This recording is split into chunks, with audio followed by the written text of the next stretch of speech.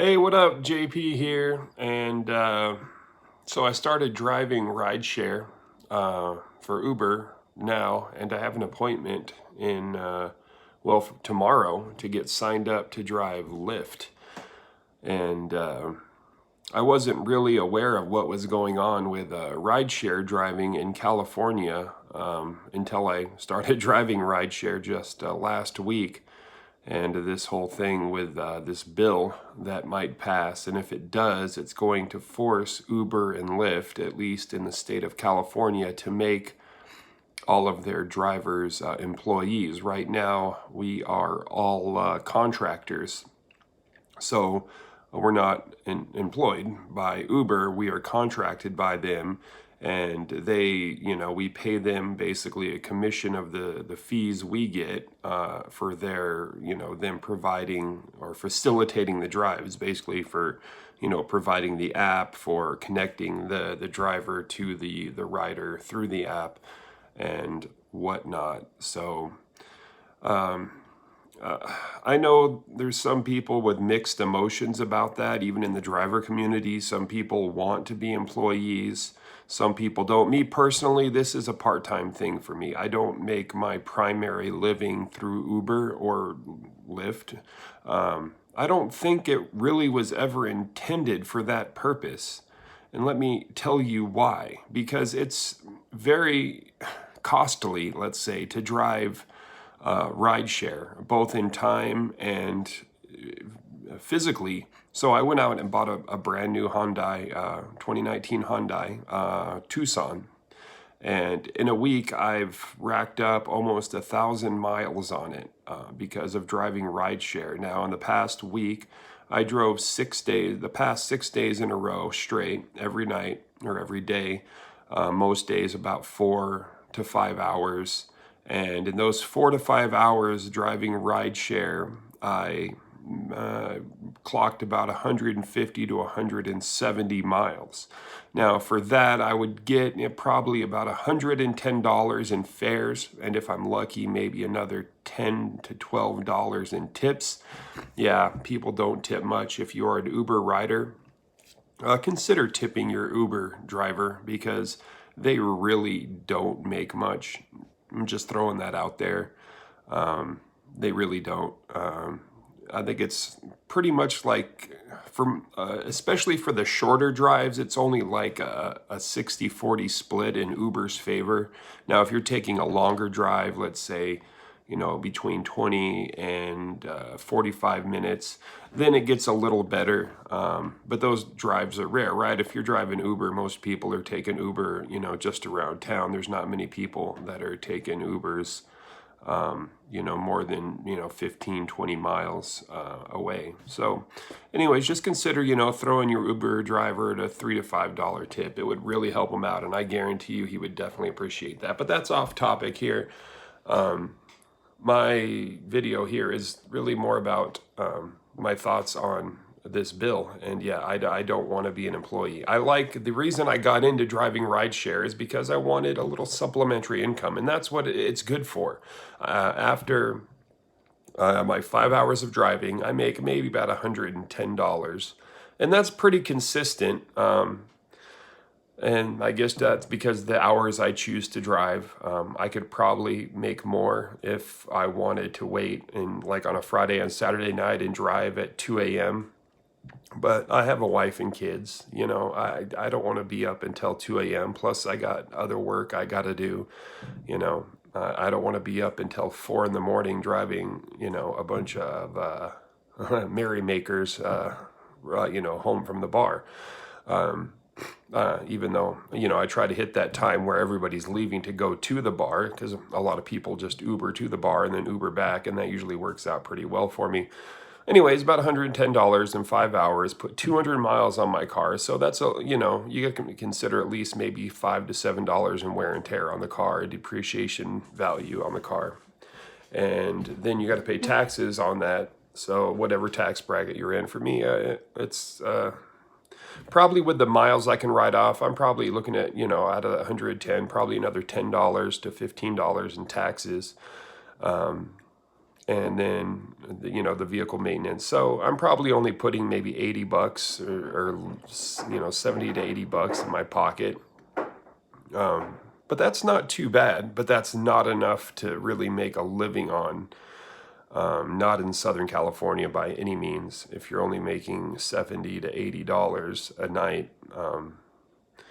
the only really viable way to make a living driving Uber is if you drive 8 to 12 hours a day, 6 to 7 days a week, and that's for real. You see videos on YouTube, people say, I made $100,000 driving Uber.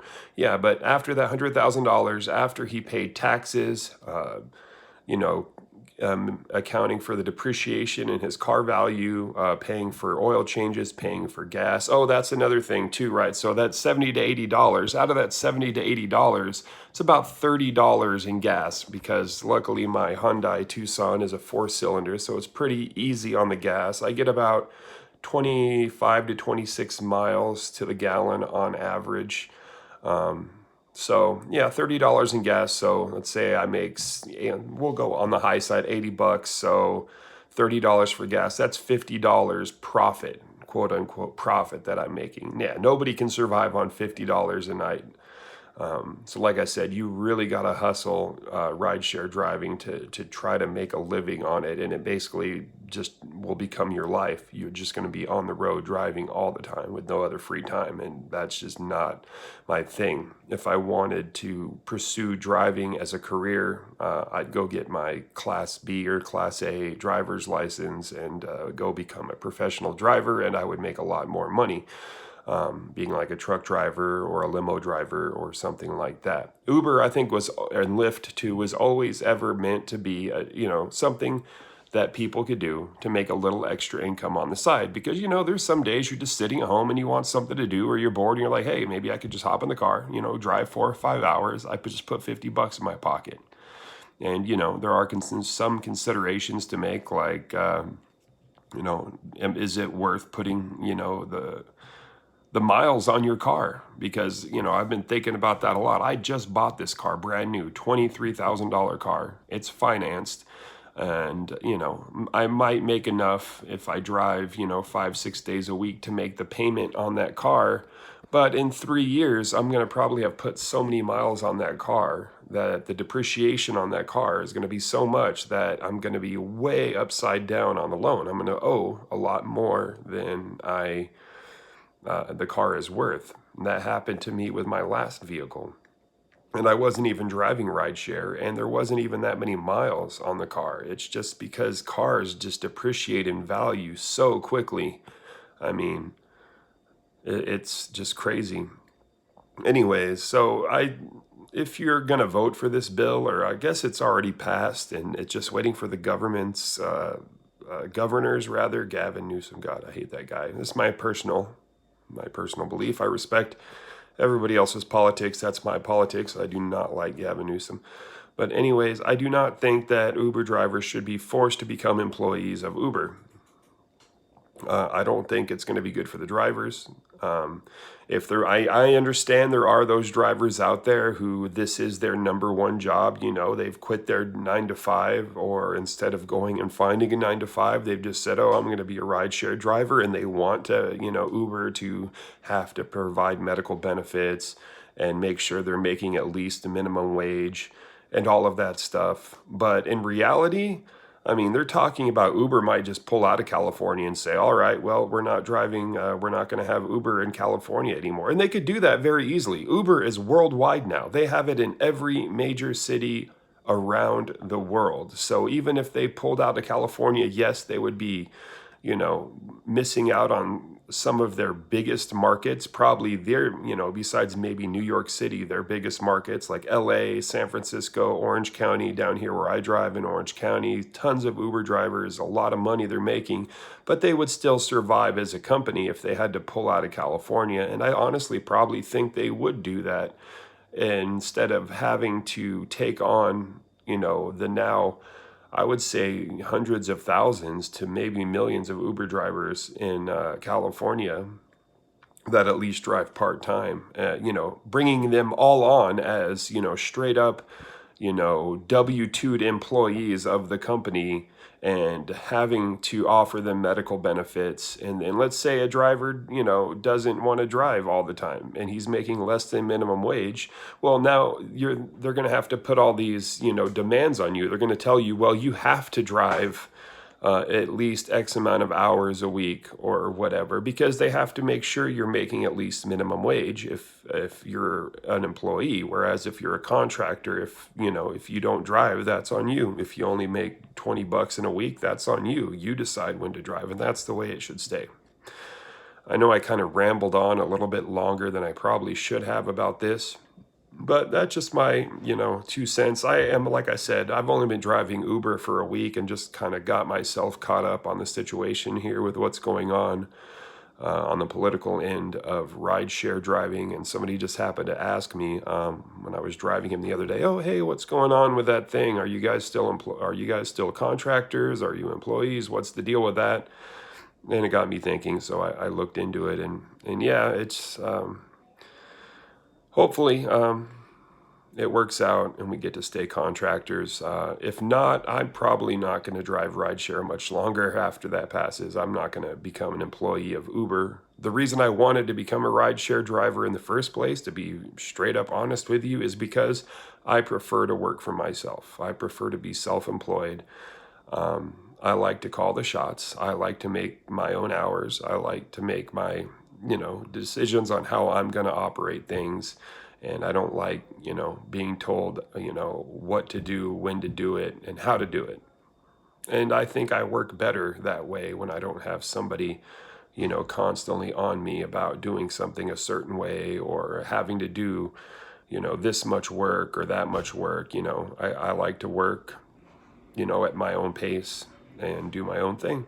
And that's the benefit of driving rideshare. And at the end of the day, I get to put a few extra dollars in my pocket, not a lot. And you get to meet a lot of interesting people too, which has definitely been one of the benefits of driving rideshare. Is I've had a lot of really cool conversations with a lot of cool people. And you never know who you're going to meet driving rideshare. So JP, that's my thoughts on driving rideshare, and in particular, this new bill about making Uber drivers and Lyft drivers employees. So if it does go up for a vote in public and you live in California, just vote no on it.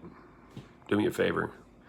And remember to think about tipping your Uber drivers. And unless there's something really egregiously wrong with the drive, like there's something really nasty in their car, or they just do something that's just really bad, don't rate them less than a 5-star, because it really does hurt. Even 1 5-star can take down an Uber driver's rating. And one of the things that Uber does require is that we keep a minimum, rating, and it's a pretty high. It's in like the 4.9 something's rating. And, it might be for somebody who doesn't, know about rideshare driving, they may think, oh, well, he was a little too quiet, or there was a faint smell in his car that I didn't care for. I'm going to give him a 4 instead of a 5. Well, maybe just rethink that and just give him the 5, unless, it was just something really outrageous that you just really think he does not deserve a 5-star under any circumstances, that he did something really bad. Anyways, that's my 2 cents. I will sign off now. This is JP signing off.